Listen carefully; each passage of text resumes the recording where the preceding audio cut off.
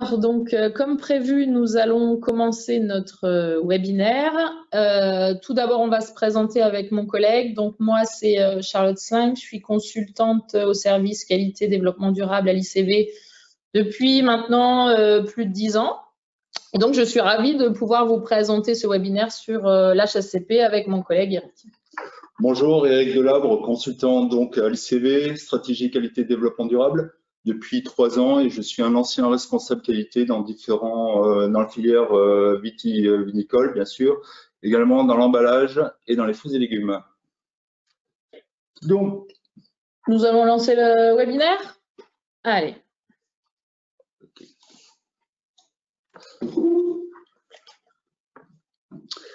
Donc aujourd'hui, on va vous parler de sécurité des aliments et le titre de ce webinaire, c'est HACCP, comment gagner en sérénité et efficacité. HACCP, ça fait depuis plus de 23 ans que ça a été rendu obligatoire par l'arrêté de 1997. Cet arrêté impose aux professionnels de l'agroalimentaire l'utilisation d'un plan HACCP pour garantir un produit sain, loyal et marchand aux consommateurs. Cette démarche est souvent vécue comme une contrainte. Cependant, elle peut être engagée avec efficacité et sérénité pour répondre à vos différents besoins et exigences de vos clients. Donc, tous les deux, Charlotte et moi-même, nous sommes 2 experts dans la sécurité des aliments et notamment dans la filière vitivinicole. HACCP, juste pour rappel, ça veut dire en anglais Hazard Analysis of Critical Control Point. En français, en fait, c'est une méthode d'analyse des dangers pour la maîtrise des risques et notamment les fameux points critiques. En termes d'organisation générale, donc on vous a coupé les micros, les caméras et également les mains levées pour pouvoir vous exprimer. Cependant, vous pouvez vous exprimer via le chat, donc n'hésitez pas à envoyer toutes vos remarques, toutes vos questions via le chat. Et également, au cours de cette petite présentation, nous allons réaliser un sondage pour voir où vous en êtes par rapport à HACCP. Donc, on va commencer par le petit sondage. 3 questions, je vous laisse à peu près une quinzaine de secondes pour répondre aux différentes questions. Donc, la première porte sur est-ce que vous avez déjà mis en place une démarche HACCP au sein de votre structure?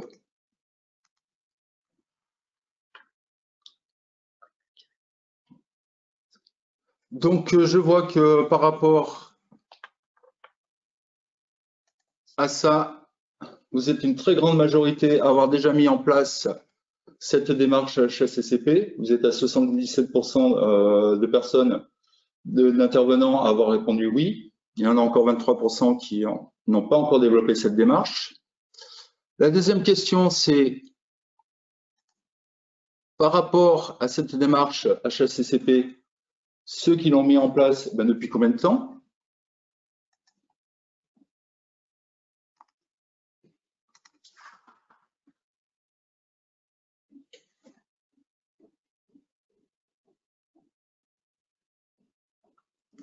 Voilà, ça s'est stabilisé.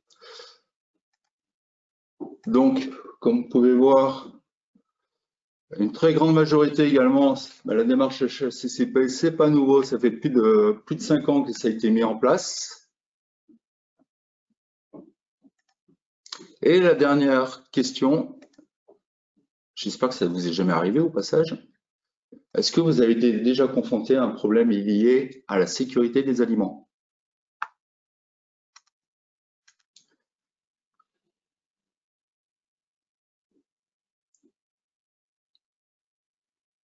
Ça évolue, c'est en train de se stabiliser. Ok. Dieu merci, une très grande majorité n'ont jamais été confrontés à ce problème lié à un problème lié à la sécurité des aliments. Cependant, il y a 20% qui ont été confrontés à ce problème. Très bien, on va voir comment ça sera géré par la suite de la présentation. Merci pour vos réponses en tout cas. Hop. Donc le déroulé du webinaire, Charlotte qui va vous faire la présentation de ce webinaire sur HACCP, elle va commencer par un petit rappel réglementaire et elle va vous présenter la méthode, comment je garantis un produit sain, loyal et marchand à mes consommateurs. J'espère à la fin que nous avons recueilli un témoignage d'un directeur de cave, hein, Monsieur Bernard Coutal de la cave de Verpont-du-Gard, dans le Gard. Et j'espère que ça passera. On va essayer. Si vous n'entendez pas le son, n'hésitez pas à vous exprimer via le chat pour nous dire « je n'entends rien ». Voilà. Donc, merci Eric pour cette introduction. Donc, en effet, comme Eric vous a dit, on va commencer par un petit rappel sur la réglementation en vigueur. Donc, depuis 1993, il y a eu une directive européenne appelée PAC Hygiène. Et dans ce PAC Hygiène, ça comprend plusieurs règlements, notamment le 178/2002 et le 852/2004, qui concernent la traçabilité, l'hygiène et la sécurité alimentaire. Donc, ça reprend les obligations des professionnels de l'agroalimentaire de fournir un produit sain, légal et marchand, en garantissant bien évidemment la salubrité des produits mis sur le marché, la traçabilité et assurer de ne pas faire appel à des pratiques frauduleuses. Donc, pour ce faire, les entreprises doivent mettre en place une analyse des dangers tout au long du process de fabrication grâce à une méthode que l'on appelle la méthode HACCP. Les entreprises doivent conserver des preuves pour justifier des contrôles et bien évidemment de la maîtrise du process. Donc ceci est repris, vous pouvez le voir sur le bas de cette diapo, dans le code de la consommation, donc notamment dans l'article 411 qui dit que le metteur en marché doit justifier des vérifications et contrôles effectués, d'où l'importance de ces enregistrements et des preuves. Également, le Code de la consommation précise dans l'article suivant, donc le 415, ce que les entreprises encourent en cas de non-respect de la réglementation. Ça va de 2 ans d'emprisonnement, une amende de 300 000 €, pouvant aller jusqu'à 7 ans, 750 000 € si le produit falsifié ou corrompu est nuisible pour le consommateur. Voilà le petit point réglementaire concernant l'HACCP et son obligation de mise en place. D'accord, mais Charlotte, le vin, c'est quand même un produit relativement sain. Est-ce qu'il existe réellement des risques par rapport à ce produit? Eh bien, écoute, oui, Eric, il existe des risques dans la filière.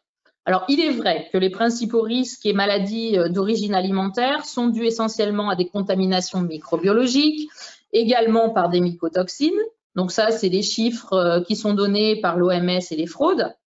Donc, il est vrai que la filière, elle est peu concernée par cela.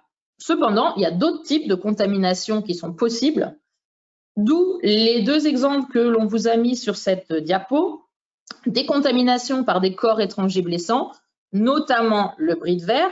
Et là, c'est une entreprise du Vaucluse qui en a fait l'expérience sur des vins rosés et ça a entraîné un retrait-rappel de l'ensemble des produits qui étaient déjà mis sur le marché.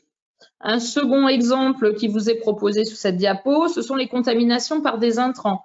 En effet, c'est une contamination avec un lot d'acide chlorhydrique lors d'une stabilisation tartrique qui était réalisée par un prestataire.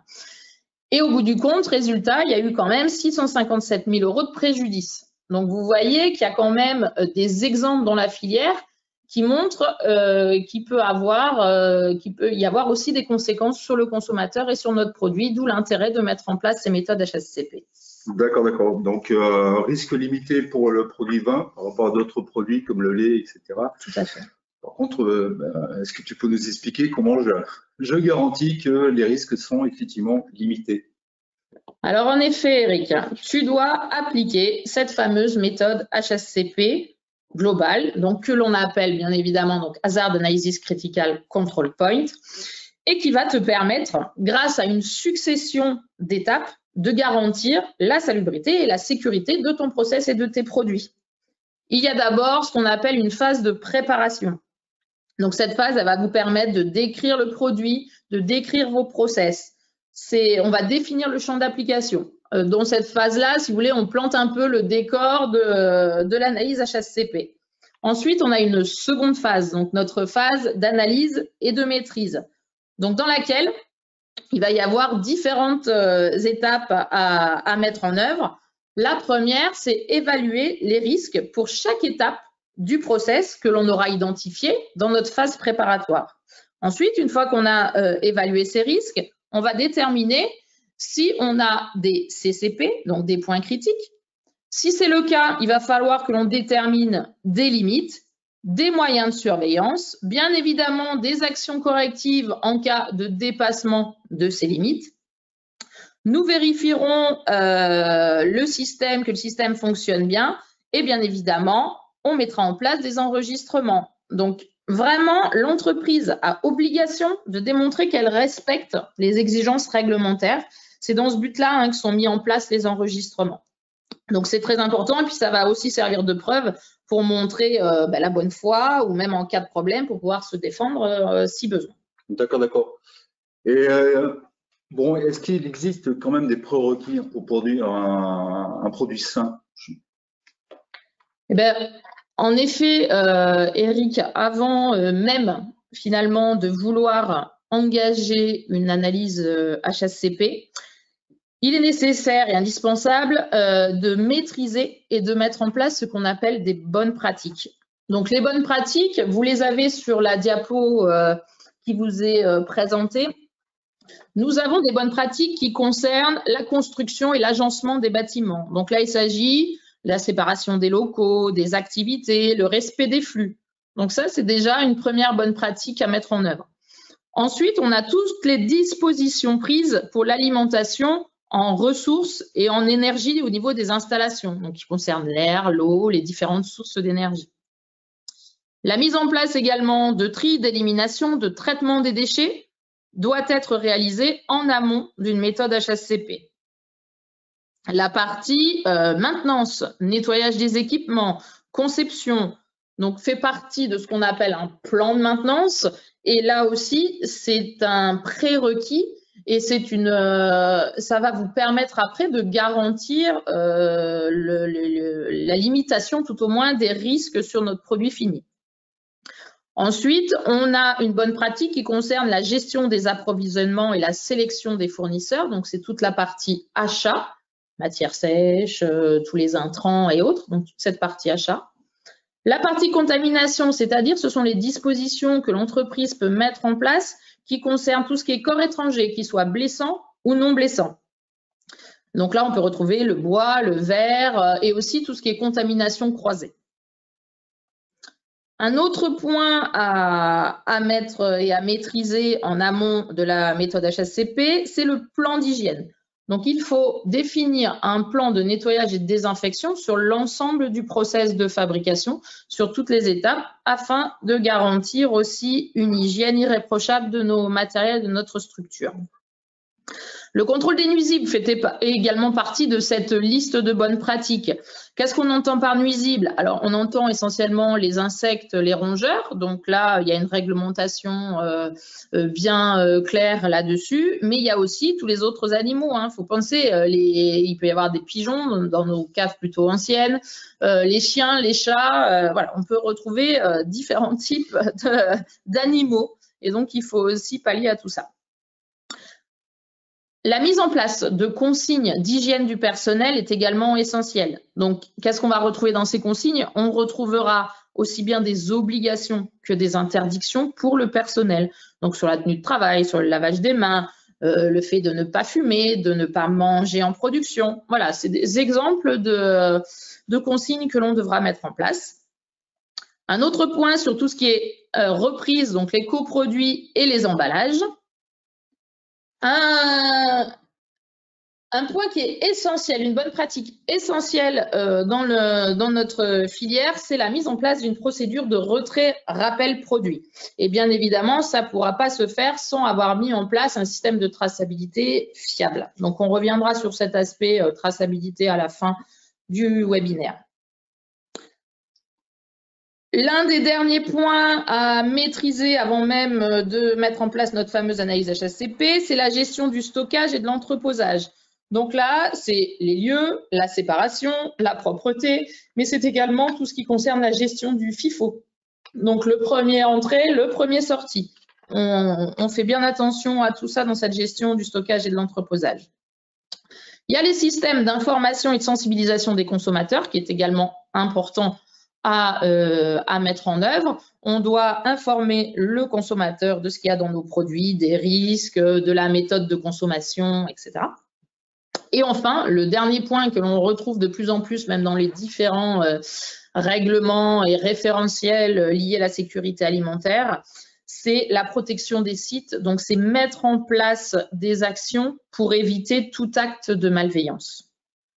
Voilà un petit peu les prérequis à mettre en place. Et si une entreprise arrive à maîtriser ces différents points, déjà, en général, ça suffit à ramener la plupart du temps à un niveau acceptable de nombreux dangers potentiels et donc de maintenir tout au long de vos process un environnement qui sera propre, qui sera rangé, qui sera entretenu et donc nécessaire à notre production, à la manutention et bien évidemment, toujours dans un seul et unique but, de garantir un produit sûr pour la consommation humaine. Voilà un petit peu ces prérequis, Eric. D'accord, très bien. Donc, en fait, tu nous rappelles des règles de bon sens. Tout à fait. Des règles qu'on peut s'appliquer aussi bien à la maison, si je comprends bien. Certaines, oui. D'accord. Mais bon, est-ce qu'il y a quand même des dangers spécifiques liés au vin? Alors, la diapo d'après vous montre qu'en effet, il y a des dangers spécifiques liés au vin. Alors, excusez-moi, hop, un petit problème technique. Ah. Je continue à pointer, je suis désolé. Donc, escape. Voilà. Ah. Ça y est. Donc, les dangers principaux que l'on va retrouver dans la filière sont classés en général en 4 grandes catégories. On va y retrouver donc les dangers chimiques. Là-dedans, on va retrouver des dangers que l'on a au niveau de la vigne, hein, donc tout ce qui est résidus phyto. On retrouvera les ferrocyanures de potassium, l'éthanol, le plomb, tout ce qui est résidus de produits de maintenance. Bien évidemment également les résidus de produits d'hygiène et sans oublier tout ce qui concerne les fluides caloporteurs, donc notamment les glycols. Donc ça, ce sont des points importants à devoir maîtriser. Ensuite, la deuxième catégorie de dangers, ce sont les dangers biologiques. Dans cette catégorie, on va retrouver l'ochratoxine A. Donc, c'est une mycotoxine qui est liée à une moisissure, c'est Aspergillus carbonarius, son petit nom. Et donc, cette moisissure est cancérigène pour l'homme. Donc là aussi, il y a une réglementation qui définit un taux à ne pas dépasser de 2 microgrammes par kilo de poids à l'état frais. Et donc, on demande aussi aux entreprises de mettre des mesures pour limiter l'apparition de cette ochratoxine A. Ensuite, c'est vrai que nous sommes dans le vin. Alors, dans le vin, il n'y a pas vraiment d'agents pathogènes dus à la combinaison de la température, du pH, avec le SO2. Mais quand même, il peut y avoir d'autres types de micro-organismes qui s'appellent des micro-organismes d'altération et qui vont conduire à des dérives organoleptiques, mais sans conséquence sur la santé du consommateur. Exemple que tout le monde connaît, les Brettanomyces. Eric m'avait devancé. Voilà la troisième catégorie qui sont les dangers physiques. Donc, dans ces dangers physiques, dans le monde du vin, on va retrouver les corps étrangers blessants, donc notamment le verre, et également tout ce qui est débouchage intempestif pour ceux qui font les effervescents. En effet, vous savez peut-être pas, mais c'est l'une des premières causes accidentelles de cécité en France, hein, ce débouchage intempestif. Donc là, il faut quand même aussi, pour ceux qui font des effervescents, prendre en compte ce type de danger. Et enfin, notre dernière catégorie de danger, ce sont les allergènes. Donc, il y a une liste positive d'allergènes qui est définie et on y retrouve notamment nos sulfites. Donc, chez nous, dans le vin, on est vraiment très enclin avec ce type d'allergène. Donc, il faut vraiment le maîtriser. Il y a des limites à ne pas dépasser. Ensuite, on va retrouver tout ce qui est caséine et albumine dans la filière. Donc ça, ce sont des agents, on va les retrouver dans les agents de collage, hein, notamment. Donc tout ça, c'est concernant nos intrants œnologiques. Et enfin, on a une autre catégorie d'allergènes que l'on appelle des allergènes exogènes. Ça veut dire que ce sont des allergènes qui sont issus de nourriture, d'où, comme je vous ai dit précédemment, le fait de mettre en place des consignes, par exemple, d'interdiction de manger en production. L'opérateur ne doit pas manger son sneakers ou son sandwich avec des crevettes ou autres qui font également partie de la liste des allergènes. Voilà les 4 grandes catégories. Alors là, vous avez au milieu de cette diapo qui apparaît un guide. Donc c'est le guide des bonnes pratiques qui a été édité spécifiquement pour la filière vin. Donc c'est un guide qui est générique, qui va reprendre les prérequis, nos fameuses bonnes pratiques, et qui va vous expliciter les différents dangers dans le vin et comment on peut les prendre en compte et surtout les maîtriser.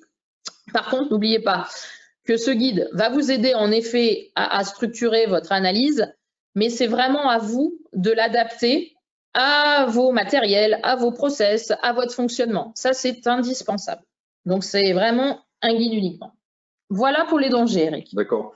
Mais donc, tu m'expliques que tous ces dangers peuvent être présents dans le vin, mais est-ce que ça représente vraiment un risque pour le consommateur?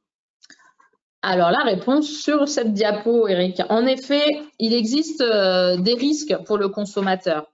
Donc, qu'est-ce que c'est un risque? Le risque, lui, il est constitué lorsque le consommateur est vraiment exposé à un danger.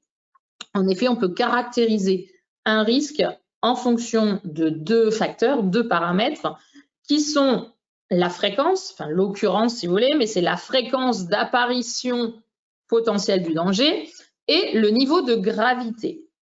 Donc le tableau là qui vous est présenté est extrait du guide des bonnes pratiques de la filière vin et liste les principaux dangers à surveiller dans la filière. Donc vous voyez OTA, résidus phyto, dérivés cyanés, SO2, allergènes, éthanal, récipients sous pression, plomb, les fluides caloporteurs, les corps étrangers blessants, les résidus de produits de maintenance. Donc ensuite, on va définir la gravité et la fréquence. Donc, la gravité, elle est découpée en 4 niveaux, bénin, moyen, grave ou critique, en fonction des conséquences que ça peut avoir sur la santé du consommateur. Et la fréquence. Alors, la fréquence, elle, c'est à vous de la définir en fonction de votre historique, de l'historique de la structure, des preuves que vous pouvez en avoir, des enregistrements, du matériel que vous avez, etc. Ça, c'est propre à chaque entreprise. D'accord, voilà. Très bien. Bon, là, les risques, tu nous as bien expliqué ce que c'était, en fonction des différents dangers, si c'était grave ou moyen, etc. Mais bon, par rapport à CCP, à HACCP, c'est quoi un CCP? Très bonne question, Eric. Je vais essayer de vous éclairer là-dessus. Donc, en fonction du niveau de gravité et de fréquence que l'on aura défini, on va avoir 3 orientations, on va dire, possibles pour classer nos risques. Donc, si le risque, comme vous le voyez sur cette diapo, s'il est non significatif, c'est-à-dire une fréquence faible, voire nulle, ou une gravité plutôt bénigne, l'entreprise, en fait, tout simplement, devra mettre en place ou se référer à une ou plusieurs bonnes pratiques qui seront préalablement définies et maîtrisées. D'accord. Par contre, si le risque est significatif, c'est-à-dire que il peut y avoir un risque pour le consommateur, à ce moment-là, l'entreprise va définir, grâce à un outil que l'on appelle l'arbre de décision, on ne vous le présente pas ici, c'est une succession de questions qui va vous aider pour orienter les différents risques, pour classer vos risques. Donc, ça va permettre de classer les risques, soit en CP. Les CP, on va dire qu'on peut les appeler les points sensibles ou les points à contrôler, ou en CCP, c'est-à-dire en points critiques à contrôler. Et donc, la différence, c'est là où souvent on retrouve un peu des difficultés à se dire qu'est-ce que je mets en CP et qu'est-ce que je mets en CCP. En fait, la différence entre ces 2 termes tient uniquement dans la surveillance qui est mise en place. C'est-à-dire, si vous arrivez à mettre en place une surveillance continue, systématique, alors là, on va parler de CCP. Par contre, si la surveillance, elle est plutôt aléatoire, elle n'est pas continue et qu'elle ne permet pas toujours de détecter à temps le dépassement des limites, alors là, on va parler de CP. Voilà la différence de classement entre un CP et un CCP. Et tout le reste, du coup, sera en bonne pratique. Je vais vous illustrer ces propos pour voilà, que vous compreniez mieux comment on classe les différents risques. Alors, prenons, là, vous avez un exemple à l'étape de tirage. Vous avez l'exemple d'un danger chimique avec le risque de sulfitage excessif, donc au tirage.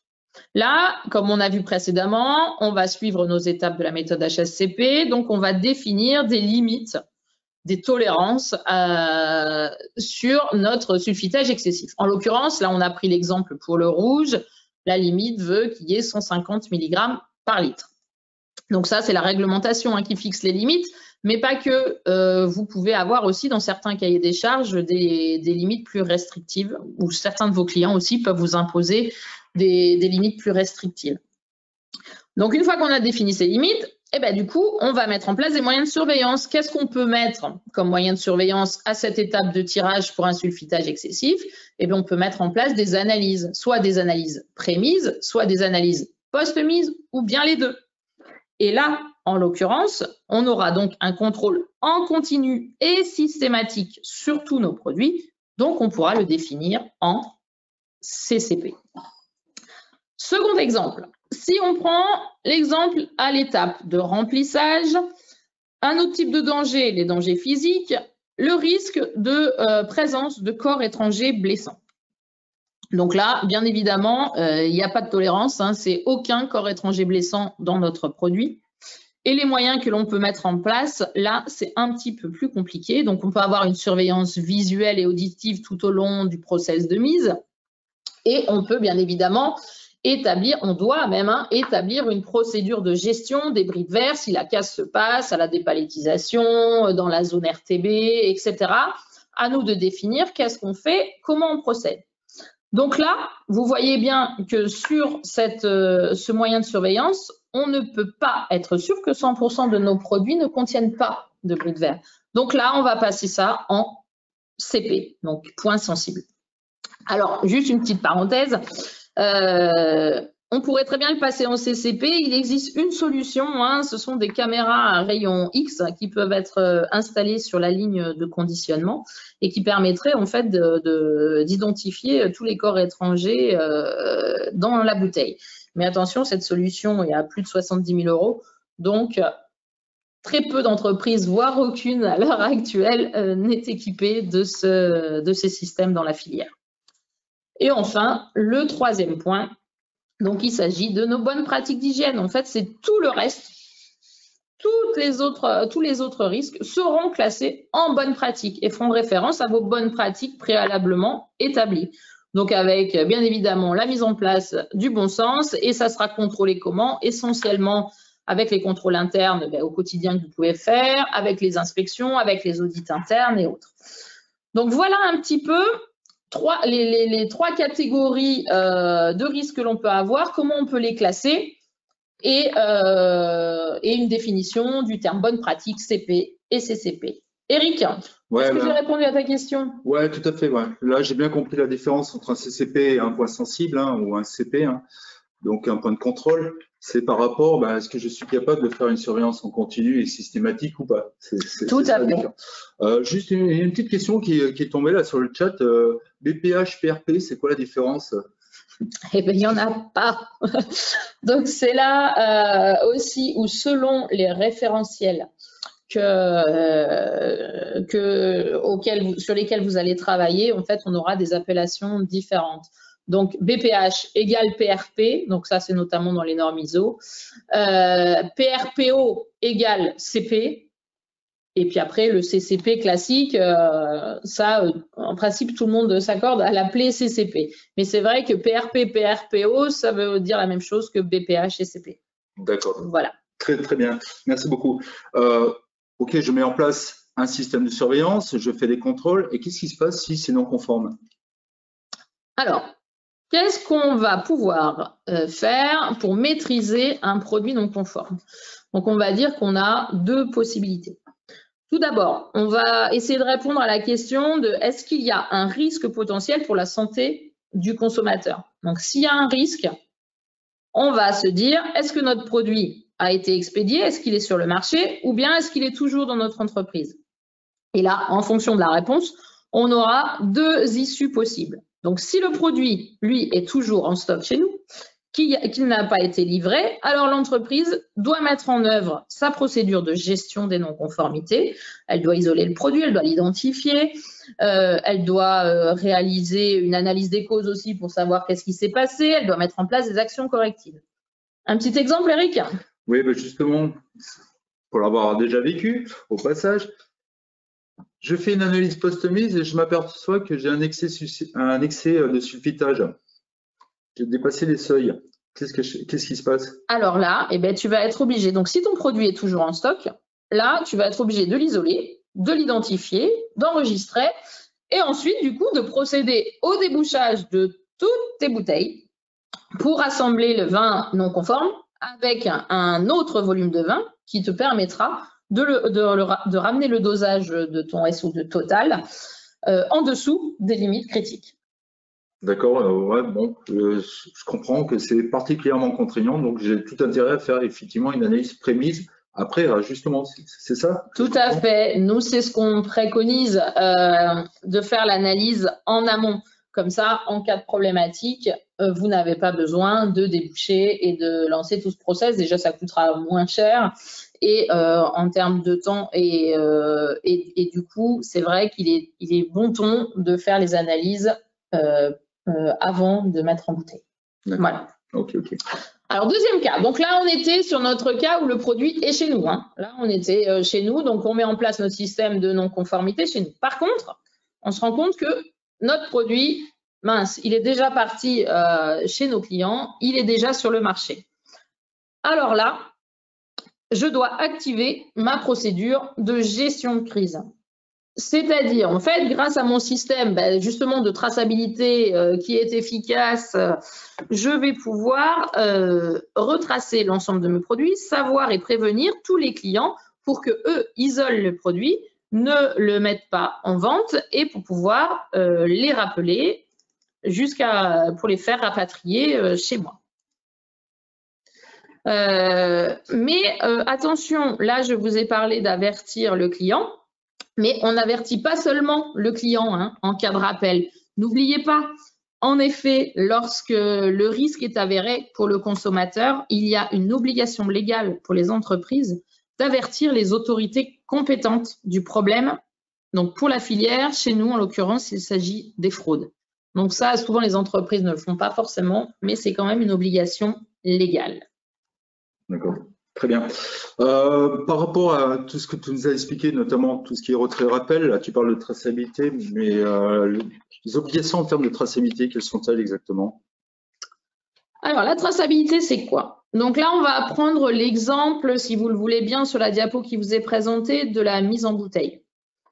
Donc, quelles sont les obligations pour l'entreprise? L'entreprise doit obligatoirement enregistrer les numéros de lot des matières sèches en contact avec le vin. Donc là, les bouteilles, mais pas uniquement. On a également les bouchons. Si vous faites du capsulage à vis, il y a les capsules à vis. Si vous faites du bib, il faut avoir un numéro de lot des poches bib. C'est tout ce qui va être, toutes les matières sèches en contact avec le vin. Également, il va falloir conserver et enregistrer les numéros de lot, les quantités des intrants que vous pouvez aussi mettre tout au long du process pour le coup. Là, c'est l'exemple de la mise en bouteille, mais il faut vraiment, même chez les vignerons, il y a une obligation de tracer tous les traitements qui sont effectués dans la vigne avec date, dose, produits utilisés. Donc là, tout ce qui va rentrer dans la composition de notre vin, tous les intrants, on doit tracer les lots et les quantités. Ensuite, bien évidemment, il va falloir conserver l'ensemble des données en lien avec les CP ou les CCP que vous aurez identifiés. Donc là, tous les enregistrements doivent être conservés et des mesures de surveillance doivent être clairement définies. Et enfin, le dernier point obligatoire à enregistrer, c'est tout ce qui concerne les expéditions. Donc, on doit connaître les clients, les produits, les numéros de lot qui sont partis, à quelle date, les quantités. On doit garder tous ces éléments tout au long du process. D'accord. Voilà un exemple de traçabilité à tenir dans les entreprises. D'accord. Bon, moi, je suis consommateur. J'achète une bouteille de vin. J'ai un problème. Comment je fais le lien justement entre la bouteille que j'ai achetée et ce process de fabrication? Alors Eric, là sur cette diapo, sur la droite de la diapo, nous avons mis un exemple donc d'une bouteille de vin. Donc sur la bouteille, qu'est-ce que vous devez indiquer obligatoirement? Qu'est-ce que l'entreprise doit indiquer? Donc sur des vins tranquilles, il y a 8 mentions qui sont obligatoires et 9 pour les effervescents. Donc, parmi ces mentions obligatoires, on va retrouver le numéro de lot. Donc là, sur l'exemple que l'on vous a mis, vous avez lot de point L9031.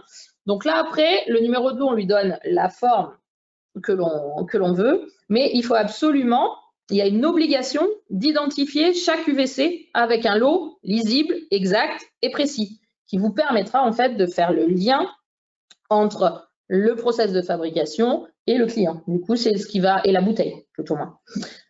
Ensuite, les autres mentions, si vous voulez, rapidement, que l'on peut, obligatoire sur nos étiquettes, il nous faut la dénomination de vente. Donc, vous voyez, là, c'est sur l'exemple qu'on vous a mis. Il nous faut l'origine, il nous faut le degré, le volume nominal, le nom de l'embouteilleur. S'il y a des allergènes, il faut les indiquer. Donc là, exemple, contient des sulfites. Et enfin, le petit dessin d'interdiction pour les femmes enceintes. Voilà les 8 mentions obligatoires. Et pour les effervescents, donc je vous ai dit qu'il y en avait 9, c'est le taux de sucre. Vous vous posez peut-être la question, mais tout ce qui concerne le millésime, les cépages, ce sont des mentions facultatives. Nous ne sommes pas obligés de les mettre sur les bouteilles. Attends. Donc, voilà un petit peu, on vous a expliqué brièvement le déroulement de l'HACCP, mais vous l'aurez compris, que mettre en place un système HACCP, ça va vous permettre de suivre le produit et tout au long des étapes et du process, que ça aille de la vigne jusqu'à la distribution. Ça va vous permettre de réduire vos non-conformités, de mettre également un cadre aux méthodes de travail et donc, en conséquence, de faire des économies et de donner surtout confiance au consommateur final. C'est vraiment là l'intérêt de la mise en place de la méthode HACCP. Donc, c'est mesurer l'efficacité du système, à répondre à toutes les éventualités et s'améliorer en permanence. Mettre en place votre système, votre analyse HACCP, c'est gagner aussi bien en efficacité, en efficience et en sérénité pour votre entreprise. Voilà, Eric. Convaincant, mais comment je fais pour y arriver? Parce que là, je suis un peu seul. Je ne connais pas HACCP. Est-ce que l'ICV pourrait éventuellement m'offrir et m'aider pour monter mon HACCP? Alors en effet, à l'ICV, donc nous sommes quelques consultants spécialistes dans tout ce qui est qualité, hygiène, sécurité alimentaire, et on a développé 3 types, on va dire, de prestations pour nos clients. On a de la formation, donc là, notamment dans dans ce qu'on peut proposer en termes de formation, on a ce qu'on appelle le pack HACCP clé en main. Donc là, c'est un accompagnement, on va dire, opérationnel des entreprises pour la mise en place de la méthode HACCP. Donc là, on a des documents préétablis, on adapte tout cela à votre fonctionnement. On peut faire également des audits internes, donc aussi bien des audits sur l'évaluation HACCP, mais pour ceux qui veulent aller plus loin, et c'est des audits sur tous les types de référentiels liés à la sécurité alimentaire, donc type ISO 22000, F2SC 22000, IFS, BRC. Et enfin, du coup, si vous voulez aller plus loin, on fait également du conseil. Donc, pour vous aider à mettre en place, à améliorer vos systèmes de management liés à la sécurité des aliments. Voilà, on peut faire appel à nous pour nos compétences et l'expertise que l'on a dans ce domaine-là. Et du coup, pour vous illustrer ça, Mon collègue Eric vous a parlé en début de webinaire qu'on avait un petit témoignage. Donc, on a le témoignage de Bernard Coutal, qui est le directeur de la cave de Vert-Pont-du-Gard, chez qui nous avons mis en place l'HACCP clé en main et qui en parle. Donc, on va essayer de lancer la vidéo. On va essayer, on vous promet rien. Apparemment, il y a des petits problèmes de son, donc n'hésitez pas à vous exprimer. Je me présente, Bernard Coutal, directeur de la cave coopérative de Vert-Pont-du-Gard. Rapide présentation de la cave, 350 hectares en production pour un volume moyen de 28 hectolitres de l'eau. Je suis épaulé par une secrétaire comptable et un caviste et 3 saisonniers pendant l'événement. Alors pourquoi nous avons fait appel à un consultant HEA-CCP? Eh bien, suite à un audit, le rapport a montré des insuffisances de notre fonctionnement à l'égard de la démarche HEA-CCP. Compte tenu des exigences de nos clients, je me suis rendu compte qu'il fallait réagir dans l'intérêt de la structure. Comment? En faisant appel à un intervenant extérieur. Quels ont été les leviers de la réussite de la démarche? Mieux connaître le cadre réglementaire et les outils adaptés qui seront apportés par le consultant, votre consultant HEA-CCP.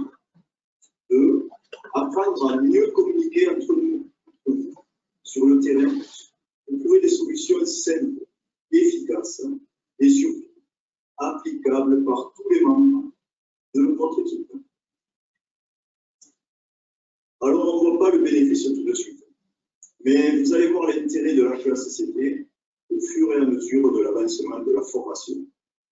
Vous résoudrez vos points noirs et un esprit d'équipe entraînant et dynamique s'instaurera petit à petit entre nous. En conclusion, ne brûlez pas les étapes. Pour faire vivre la démarche, mettez en application des actions concrètes de traçabilité qui vous permettront de résoudre les points critiques de non-conformité. Et vous verrez, petit à petit, chacun de votre équipe y trouvera du mieux et vous pourrez fédérer autour de l'HEA-CCP. À vous de jouer. Donc voilà, on remercie vraiment Monsieur Coutal d'avoir pris le temps de faire ce petit témoignage. C'était voilà, pour vous illustrer un peu le propos et de tout ce qu'on vient de vous expliquer. Pour finir ce petit webinaire, mon collègue va lancer de nouveau un petit sondage. Vous allez avoir 2 petites questions et ensuite on répondra aux questions que vous avez pu mettre sur le chat. Vas-y Eric, à toi.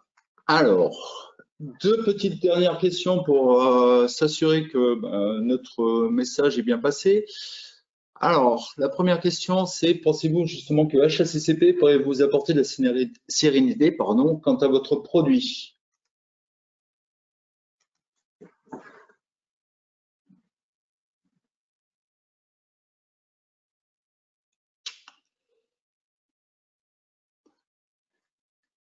Bon, ça ne bouge plus. Apparemment, vous êtes 84% à répondre oui.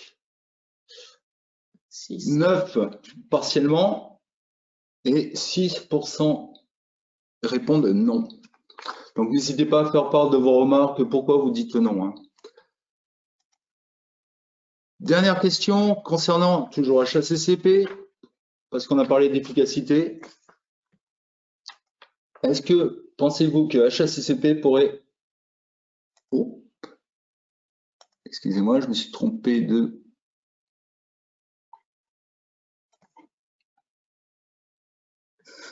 Ah, un petit souci. Ah oui.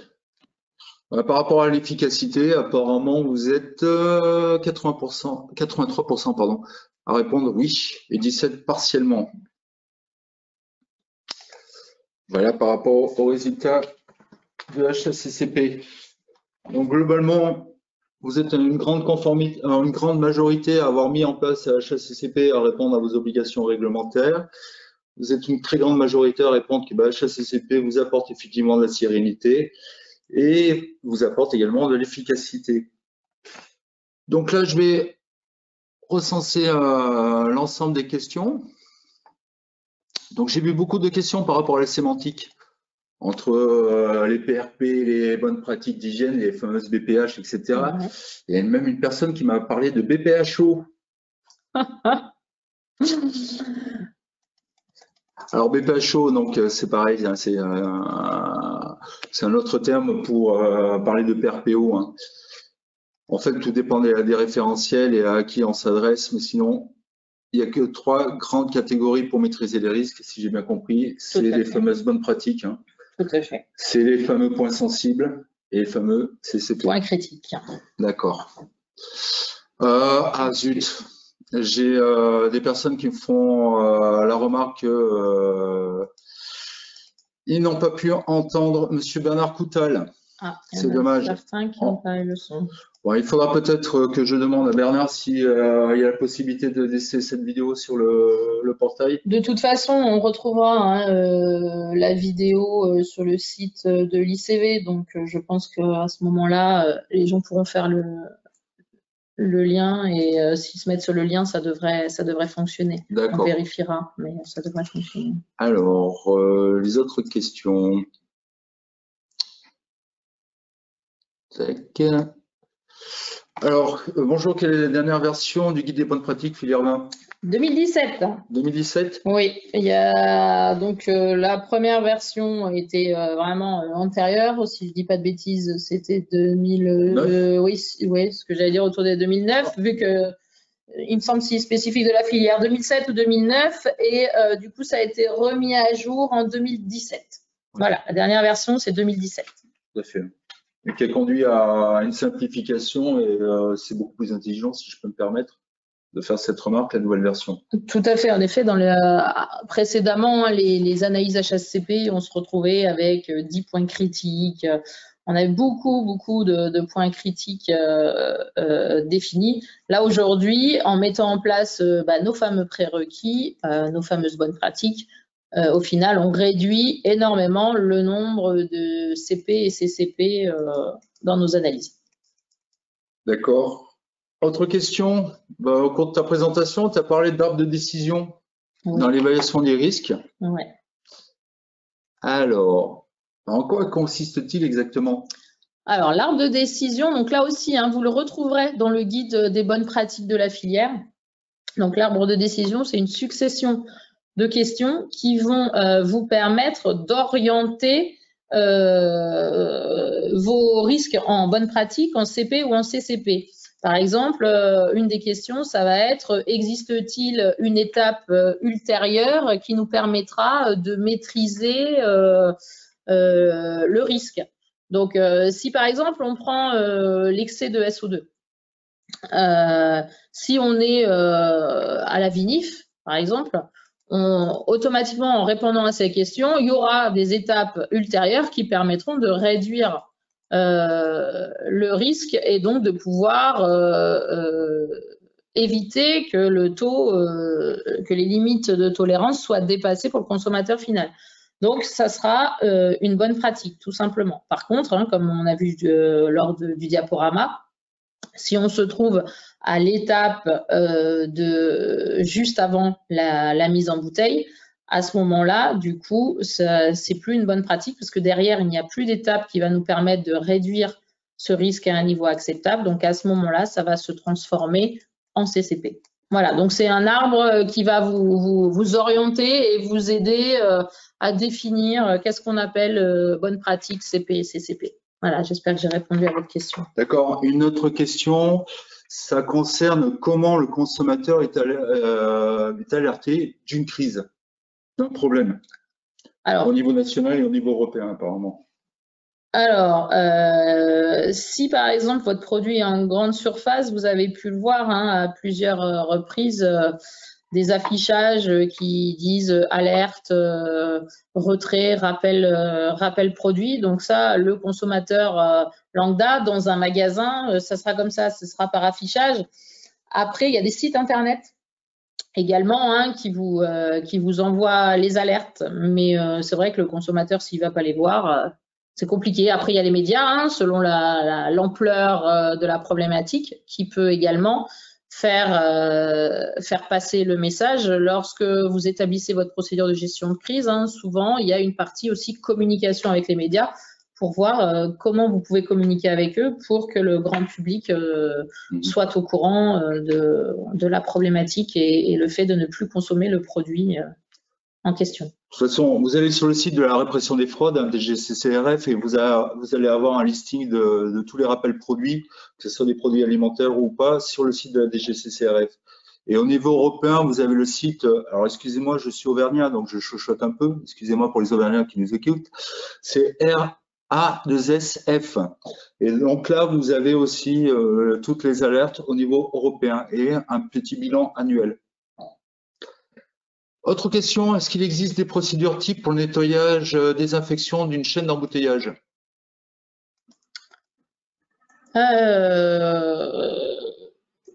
Quelque chose de type vraiment non, après c'est à vous de définir par rapport au risque. En fait, la réglementation, elle impose un résultat, mais n'impose pas de moyens. Donc après, c'est à vous de définir les moyens que vous allez mettre. Donc sur la ligne d'embouteillage, il n'y a pas forcément de protocole type pour le plan d'hygiène.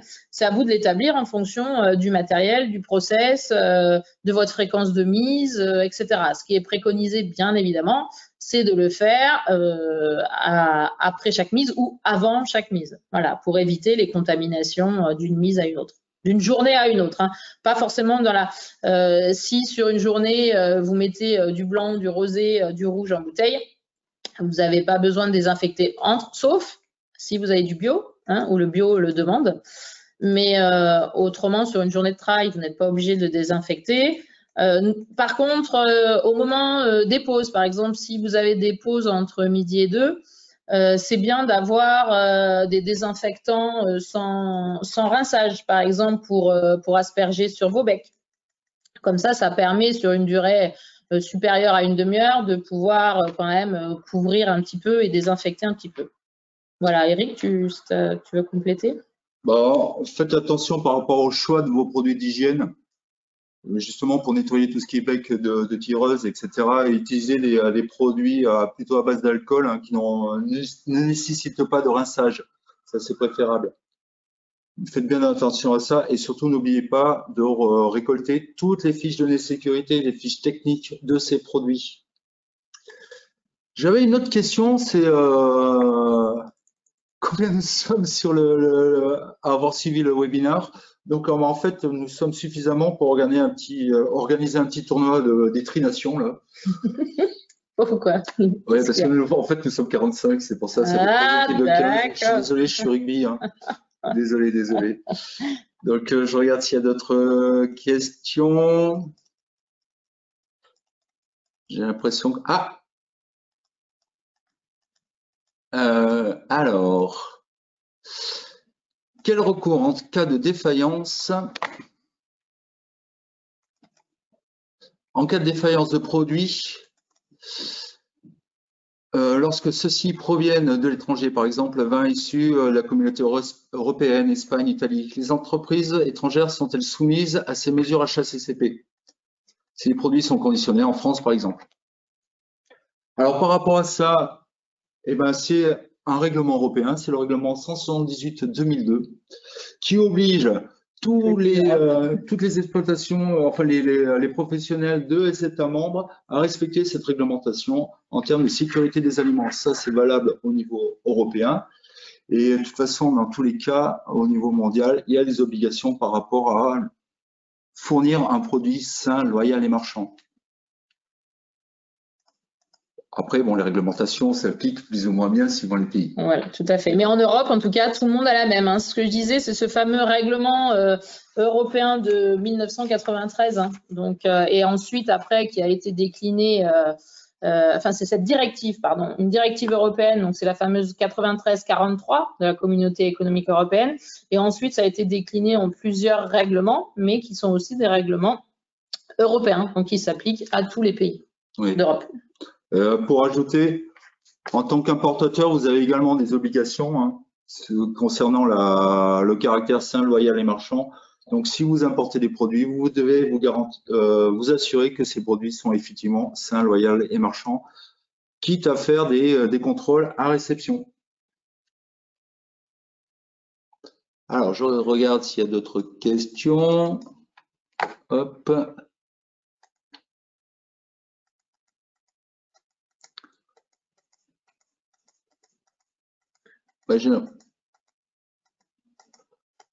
Pour le moment, j'ai que des merci. Eh ben, écoutez, voilà. En tout cas, donc Eric rebalaye un petit peu, voir si vous avez d'autres questions à nous poser. En tout cas, merci de votre participation, d'être quand même assez nombreux à participer à ce webinaire, en espérant qu'on ait pu un petit peu vous apporter quelques éléments de réponse sur l'HACCP et surtout, n'hésitez pas, on reste à votre disposition. Vous avez affiché nos coordonnées, nos mails. N'hésitez pas à nous contacter si vous avez besoin qu'on vienne vous voir, qu'on vous explique comment on peut vous aider. Tout est faisable, on s'adapte vraiment aux besoins des clients. Donc, n'hésitez pas. Et en tout cas, vraiment un grand merci de votre participation. Ben, merci surtout à toi, Charlotte. Oui. Ouais, super présentation. Il y a pas vraiment toutes les personnes qui ont participé à ce webinaire ont trouvé que l'explication très claire, des exemples très intéressants, etc. Tant mieux, c'était le but. Voilà. Et je vous remercie également. Je vous souhaite une très bonne journée. Et comme dit Charlotte, n'hésitez pas à nous contacter. Donc là, vous avez nos coordonnées respectives. Vous pouvez contacter également vos centres ICV ou votre consultant onologue. Pour ceux qui sont déjà clients ICV. Ouais, pour ceux qui sont déjà clients ICV. Dans tous les cas, nous sommes à votre service. Je vous souhaite une très bonne journée. Également, merci beaucoup de votre participation. À bientôt. Au revoir.